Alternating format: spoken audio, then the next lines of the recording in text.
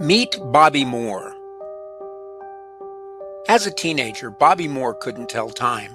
Before dropping out of school in the 9th grade, he was so far behind his peers that teachers told him to draw pictures rather than to try to keep up with reading and writing assignments.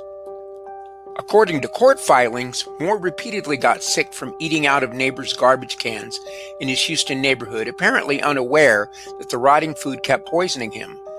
For the past year, the Harris County DA's office has sided with appellate lawyers arguing that Moore, who was convicted in a 1980 murder of a Houston convenience store clerk, is too intellectually disabled to execute.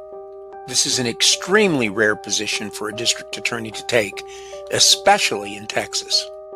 But this hasn't stopped Texas Attorney General Ken Paxton from fighting to have Moore executed.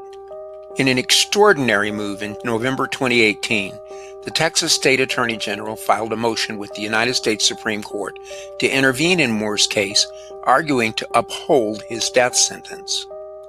This is an exceptional case because Texas law only allows the Attorney General to assist district attorneys in their actions and doesn't allow him to directly interfere with how they choose to pursue a case. But that's exactly what the state attorney general wants to do as he argues against the actions of the Harris County DA. In fact, Attorney General Ken Paxton is virtually alone in his attempts to have the state proceed with Moore's execution. For years, Texas has executed inmates whom other death penalty states likely would have spared.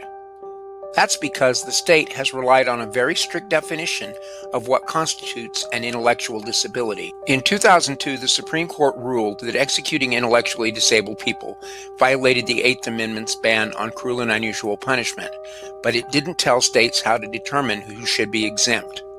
Most states turn to a combination of intellectual tests and clinical assessments.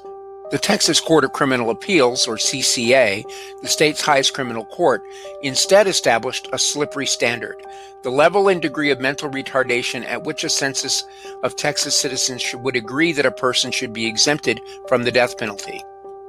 To illustrate the bar it wished to set, the court referenced John Steinbeck's character Lenny from Of Mice and Men as an example of someone everyday Texans would exempt from the death penalty.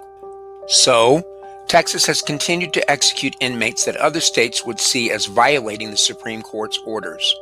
In 2014, after a 2-day hearing, a trial court concluded that Moore should be spared the ultimate punishment due to his intellectual disability. However, the Texas Court of Criminal Appeals overturned that ruling and blessed Moore's execution the following year, putting his life in the U.S. Supreme Court's hands. In a 5-3 ruling, Justice Ruth Bader Ginsburg said Texas's method for determining intellectual disability was without medical or legal merit and declared that its factors created an unacceptable risk that persons with intellectual disability will be executed, sending Moore's case back to the Texas Court of Criminal Appeals. Last year, in a filing with the CCA, Harris County DA Kim Ogg took the remarkable step of asking the court to reduce Moore's sentence to life in prison and urged the court to conform to American Psychiatric Association standards for determining the intellectual disability of death row inmates. In June, the CCA upheld Moore's death sentence anyway, putting the case back in front of the U.S. Supreme Court.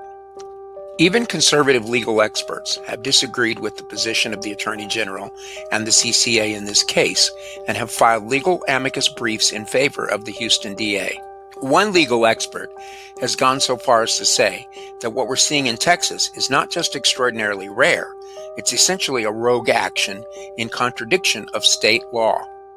This leaves Mr. Moore's case back in the hands of the United States Supreme Court and sets up a continued legal fight over what makes up an intellectually disabled individual. What do you think should happen in this case?